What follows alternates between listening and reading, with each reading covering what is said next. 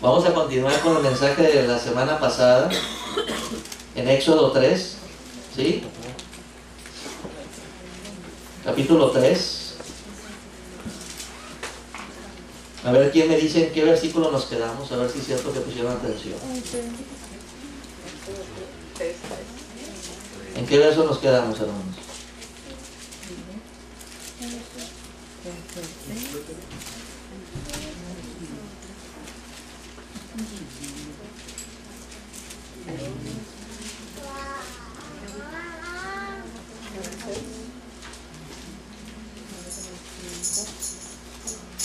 El 13. 11. Y el 7.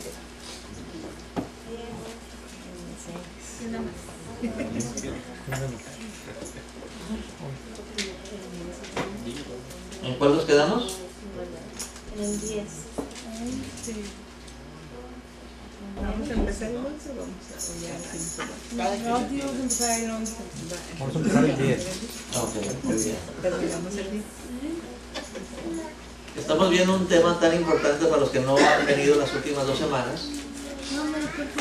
Un tema tan importante que dice la palabra de Dios que el siervo de Dios que no entiende, ¿verdad? No entiende lo que Dios quiere para su vida.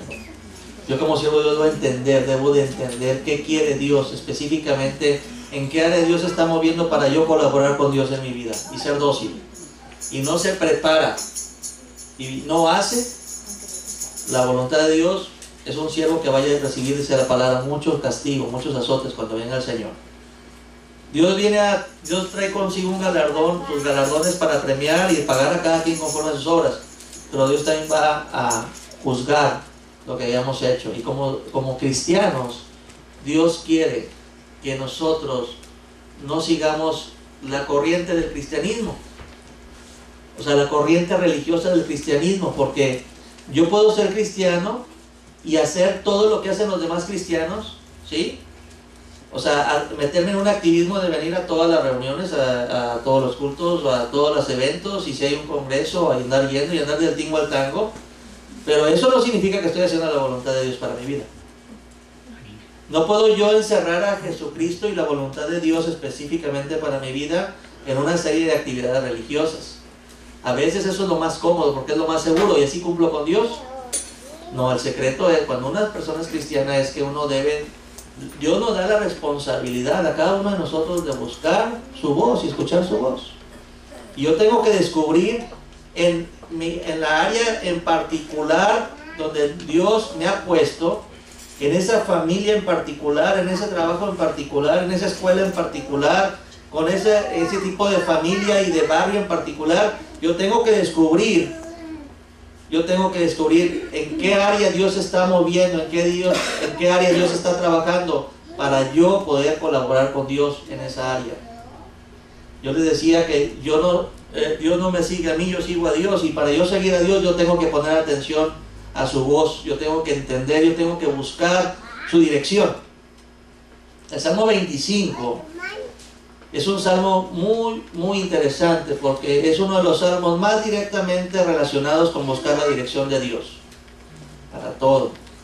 Y a veces dice, líbrame Dios de mis enemigos, no dejes que sea burlado de mis enemigos. Pero a veces el principal enemigo para encontrar la voluntad de Dios no es el de enseguida, sino soy yo. Ni yo que no quiere morir, ni yo que no se quiere negar, ni yo que quiere vivir su cristianismo a su soberana y reverenda manera. Ya vemos muchos cristianos, decía hoy en la mañana, yo diría que la mayoría que vivimos nuestro cristianismo a nuestra manera, bajo nuestra denominación. En el nombre de Jesús, ninguna denominación viene del cielo. Nada más hay una relación personal con Cristo y es por la fe. Hay una relación vital, viva, diaria, continua, no aburrida, muy real. Ese es el cristianismo verdadero. Que tú tengas una relación personal con Cristo como tu suficiente Salvador y Señor. Y esa relación tiene mucha responsabilidad de cada uno de nosotros. Mi relación personal con Dios, yo oro por ustedes, yo oro de acuerdo a las funciones que Dios me puso aquí en la tierra. ¿Cuáles funciones? Pues primero como hijo con mi mamá, porque todavía tengo mamá, soy a su hijo. Segundo, como esposo, con mi esposa que después conocí, después de mí conocí a mi esposa, es mi esposa, mi relación de esposo. ¿Qué quiere Dios? ¿En qué área se está moviendo Dios?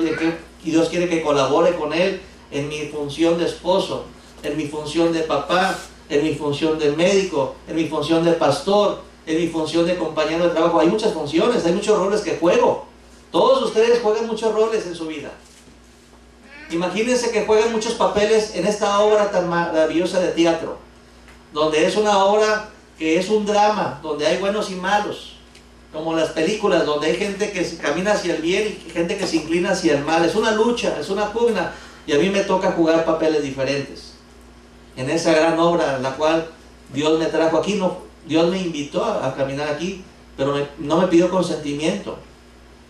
Me pide el consentimiento para conocerle, mas no de entrar en esta obra. Y el director de la obra y el director del argumento y el que está haciendo la historia es Dios, no tú. Yo lo que tengo como actor es ir a mi director, al director de la obra, y decirle cuál es mi papel y decirle cómo quiere que lo haga, y tengo que dejarme dirigir por él para que salga el papel de acuerdo a lo que él trae en sus pensamientos. Entonces yo siempre tengo que buscar la dirección de Dios para todos los papeles que me tocan jugar en mi vida. Yo tengo que aprender a poner en práctica esa relación con Dios por fe y acercarme a Él para decirle: Señor, como decía el Padre nuestro que estás en los cielos, santificado sea tu nombre, venga tu reino.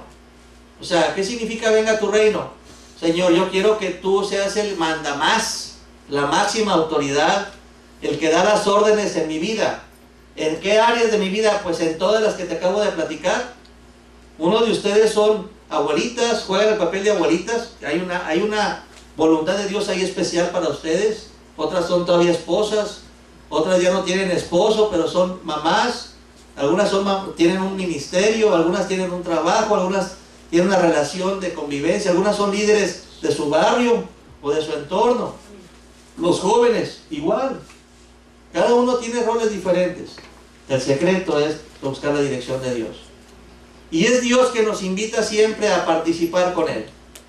No nosotros a Él, sino Él nos invita a colaborar con Él. Él con nosotros y nosotros como quiera va a seguir haciendo su obra. Pero es un privilegio maravilloso cuando Dios te toma en cuenta y te dice: ¿me ayudas? ¿Quieres colaborar conmigo? ¿Quieres participar en esto que voy a hacer? Es un privilegio maravilloso servirle. Pero tiene uno que tener las antenitas así, bien orientadas hacia Dios. Y eso es lo que pasó con Moisés. Con Moisés pasó de que Dios le habló. ¿Sí se acuerdan? Estuvimos viendo el llamamiento de Moisés. A través de una zarza le llamó la atención una zarza que no se apagaba. Y entonces hemos visto cómo Dios le revela a Moisés su plan. Y le dice en el verso 10. Capítulo 3, verso 10. Ven por tanto ahora y te enviaré a Faraón para que saques de Egipto a mi pueblo, los hijos de Israel. ¿Sí? Pero 3 versos antes, ¿sí? Dice Jehová Dios en el verso 7. Dijo luego Jehová Dios: bien he visto, ¿se acuerdan? La aflicción de mi pueblo que está en Egipto. Y luego el oído. He oído, ¿se acuerdan? Su clamor a causa de sus exactores. Y he conocido sus angustias. Y luego dice: y he descendido para librarlos de mano de los egipcios. Acuérdate de eso. Y sacarlos de aquella tierra a una tierra buena y ancha, a tierra que fluye leche y miel. Acuérdate de eso también.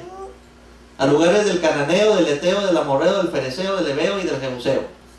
El clamor pues de los hijos de Israel ha venido delante de mí, dice Dios, y también he visto la opresión con que los egipcios los oprimen.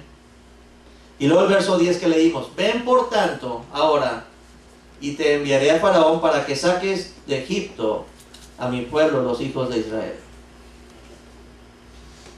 Y entonces Moisés respondió a Dios: ¿quién soy yo para que vaya a Faraón y saque de Egipto a los hijos de Israel? dando a entender aquí la palabra de Dios. A ver, Señor, pues no dices que tú vas a hacer la obra. No dices que tú has visto, que tú has oído, que tú has conocido, que tú has descendido. Y no dices que has descendido con un objetivo, con un propósito, que tú vas a librarlos. Yo te aplaudo, Señor. Y tú de ahí no nos vas a sacar esa tierra, sino nos vas a meter a otra. Yo te aplaudo, Señor. Entonces, ¿por qué me dices que yo vaya y que yo lo saque?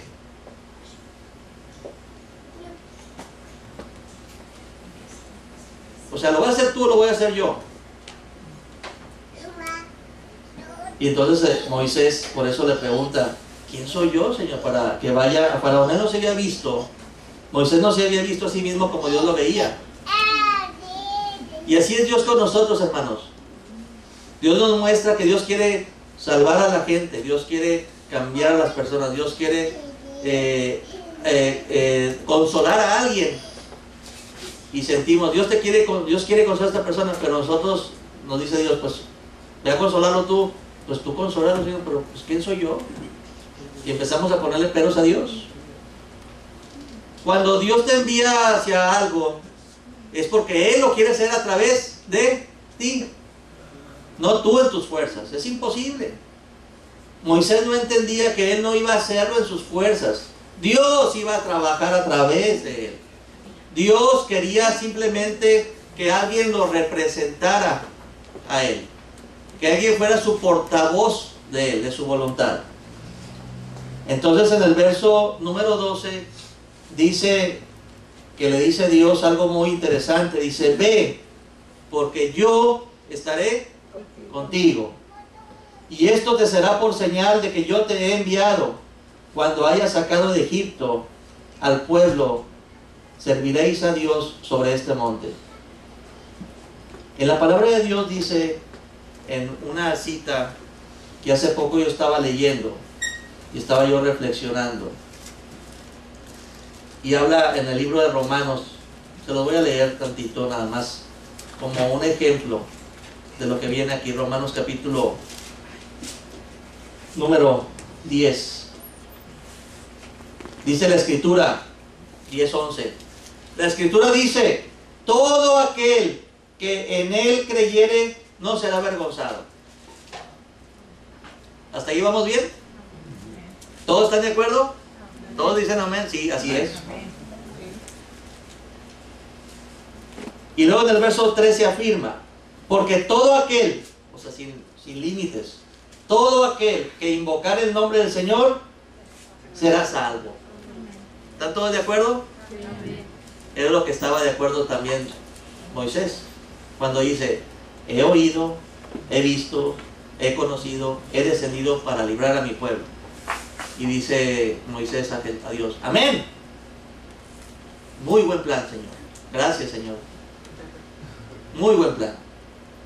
Pero no, el plan ya no se nos hace tan interesante y tan grato cuando Dios nos dice, hazlo. Te voy a enviar para que tú lo hagas en mi nombre. Ahí es donde decimos, ay Señor, ¿por qué yo? ¿Sí les ha pasado?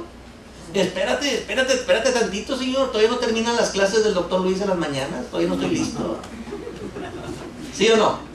¿Sí les ha pasado de que estamos convencidos de que todo aquel, que hay una promesa que está del cielo hacia todos los seres humanos, hacia todos los que nos rodean? Es una promesa, es una promesa que se cumple. Todo aquel que invoque el nombre del Señor será salvo. Todo aquel que creyere en Él, que invocar el nombre del Señor será salvo y no será avergonzado. Sí lo creemos nosotros. Decimos, sí, amén, Señor, sí, cierto. Pero luego dice la pregunta del verso 14, ¿cómo pues invocarán a aquel en el cual no han creído? ¿Y cómo creerán en aquel de quien no han oído? O sea, se necesita una boca, se necesitan unos pies. ¿Cómo oirán sin haber quien les predique? Tiene que haber alguien que les predique. ¿Y cómo predicarán si no fueren enviados?